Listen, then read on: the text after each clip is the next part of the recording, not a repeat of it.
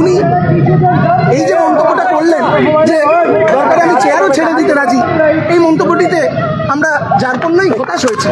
কারণ আমরা এরকম কোনো উদ্দেশ্য নিয়ে এখানে আসিনি, ওই চেয়ারটার প্রতি ভরসা রেখেই আমরা এখানে এসেছি যে এই আলোচনার মাধ্যমে এই জিনিসের সমাধান সম্ভব।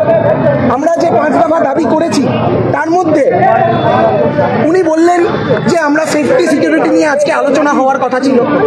হ্যাঁ, আজকে সেফটি সিকিউরিটি নিয়ে আলোচনা হওয়া অত্যন্ত দরকার। উনি বললেন যে উনি অভয়া স্মৃতিকে একটি নীরবতা পালন করবেন ভেবেছিলেন।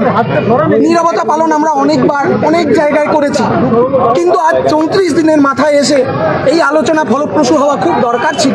আমরাও একই কথা মনে করি, এই দরকার ছিল, কারণ এই জিনিস পশ্চিমবঙ্গের প্রত্যেক সাধারণ মানুষের মানসিক এবং শারীরিক স্বাস্থ্য দুই দিক থেকে এখন বিপর্যস্ত, পুরো পশ্চিমবঙ্গের মানুষের।